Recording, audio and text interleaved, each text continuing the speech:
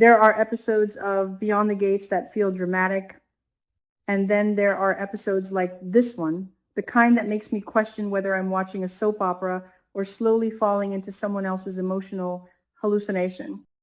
Because the moment Doug appeared in front of Deanna, I genuinely stopped breathing for a second. Not metaphorically.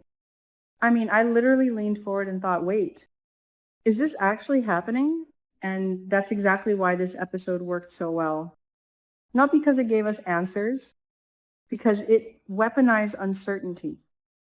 The entire hour felt like a psychological trap designed specifically for viewers who are emotionally invested in Deanna's pain. Every scene was built around one central question. What happens when grief becomes so overwhelming that reality itself starts to crack? That's the real story here. Not just Doug, not Joey, not Vanessa, Deanna, and honestly, I think this episode quietly transformed her into one of the most emotionally complex characters on the show. Let's talk about it. The episode begins with tension that already feels emotionally radioactive. Vanessa leaves because she clearly doesn't want another confrontation with Deanna, which says a lot by itself. Vanessa knows the damage is real. She may not fully admit it, but somewhere underneath all the defensiveness and rationalization, she understands that her daughter is drowning emotionally. That leaves Kat and Deanna alone together, and surprisingly, this becomes one of the smartest conversations in the episode. Kat doesn't just comfort Deanna. She contextualizes her pain. That matters. When Kat talks about what it feels like to watch a family collapse because of an outsider, she's not speaking theoretically. She's speaking from experience. And suddenly the scene stops being about gossip or relationship drama. It becomes about inherited emotional trauma, about how betrayal doesn't only destroy marriages, it reshapes entire families. But here's the interesting part. Kat still tells Deanna not to abandon her mother.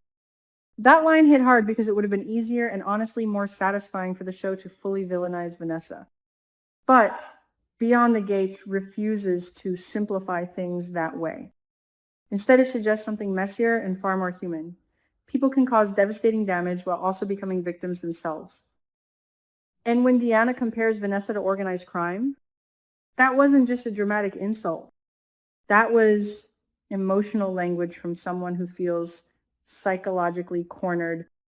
To Deanna, Joey isn't just a bad boyfriend.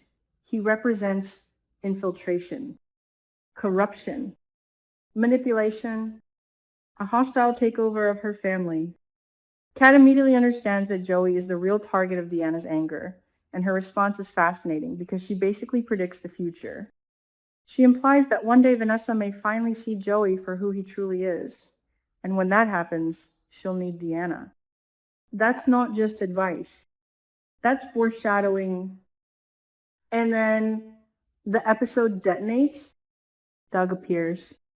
I don't care how many soap operas you've watched, that scene was effective. The way Deanna froze, the way her face shifted from confusion to desperate hope, the way the camera lingered just long enough to make us question reality too, it felt unreal on purpose. Even Deanna asked the exact question. We're all screaming internally, is this real? And Doug's answer, see for yourself. That line was genius because it doesn't actually confirm anything. It pushes the burden back onto Deanna, on perception, on touch, on proof.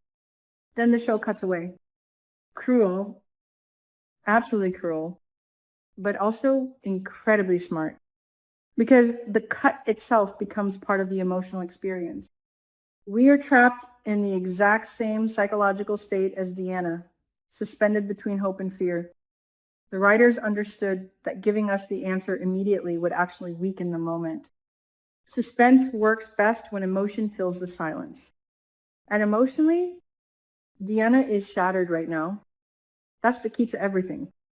I think some viewers are focusing too much on the mystery of whether Doug is alive while ignoring the more important question, would Deanna even be mentally capable of processing reality correctly at this point? Because, let's be honest, This girl has been hit with emotional trauma repeatedly without any time to heal. Doug's death alone was catastrophic for her. But then Vanessa made things worse by revealing Doug's decline and secrets that had been hidden from both Donnell and Deanna before he died. That revelation completely changed Deanna's understanding of the man she loved and trusted. Suddenly, grief became mixed with betrayal. That combination destroys people. And then, before Deanna can even emotionally stabilize, she returns to Fairmont Crest and sees Vanessa already involved with another man. Joey. From Deanna's perspective, the timeline feels emotionally obscene. Whether Vanessa technically moved on too quickly is almost irrelevant. Trauma doesn't measure time rationally. Deanna sees replacement, erasure, emotional disrespect. That's why her reactions feel so explosive. Not because she's immature, because she's overwhelmed. Honestly, this episode made me reconsider her entire behavior arc. Earlier episodes may have made Deanna seem reactive or excessively emotional, but now I think she's psychologically unraveling in a way the show has been quietly building toward for weeks.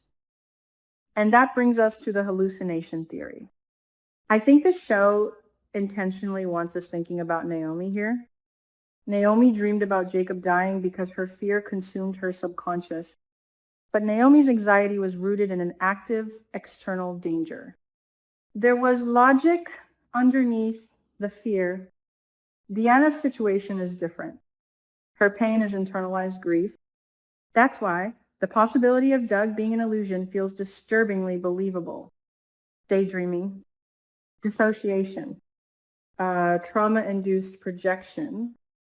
The episode frames everything in a way that makes those interpretations possible.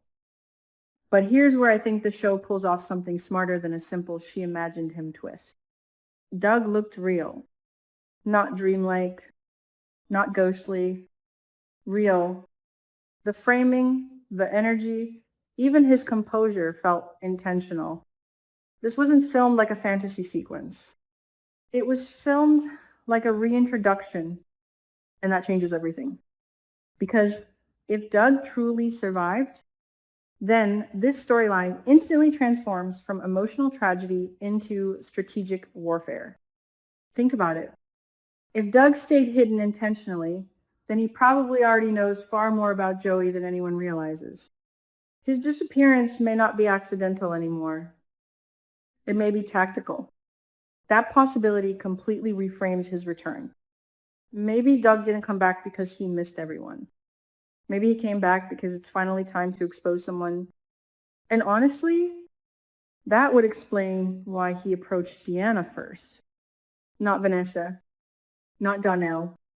Deanna? Why?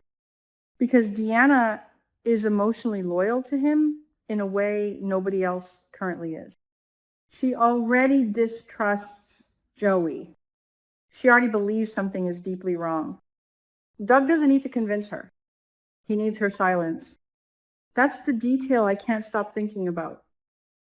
If Doug is alive, then this scene may not have been about emotional reunion at all. It may have been recruitment. And suddenly, the line, "see for yourself," sounds very different, almost calculated. There's also something deeply interesting about Donnell's storyline, in comparison. While Deanna spirals emotionally, Donnell approaches Joey practically. He returns the cufflinks and directly asks whether Joey is deceiving him and Vanessa. And Joey handles it smoothly. Too smoothly. That conversation revealed something important. Joey adjusts his personality depending on who he's dealing with. Around Vanessa, he's protective. Around Donnell, he's reassuring.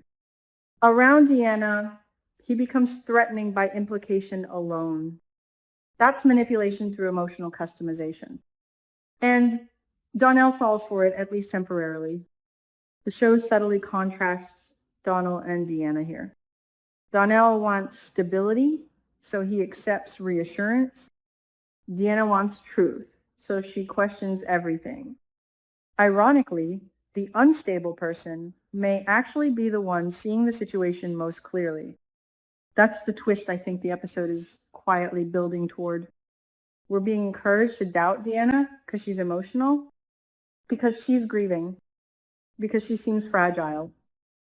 But what if her emotional intensity is exactly why she notices what everyone else ignores? That would be brilliant writing.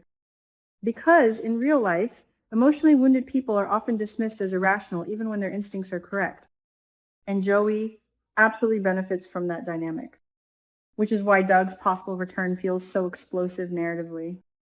Not just because he's alive, but because his existence could validate every fear Deanna has been carrying alone. Imagine that confrontation. Vanessa realizing Doug survived, Joey losing control of the narrative, Danelle recognizing he trusted the wrong person, Deanna finally understanding she wasn't crazy. That's not just drama anymore. That's emotional payoff. And if the show commits fully to this direction, we could be heading into one of the strongest arcs Beyond the Gates has delivered so far. Because beneath all the shock twists and suspense, this episode is really about one terrifying idea. Grief makes you question reality, but sometimes reality is actually hiding something from you. And that's why I can't stop thinking about the final image of Doug standing there. Not like a ghost, not like a memory, like a man who came back with a plan. If that's true, then Fairmont Crest isn't heading toward healing. It's heading toward detonation.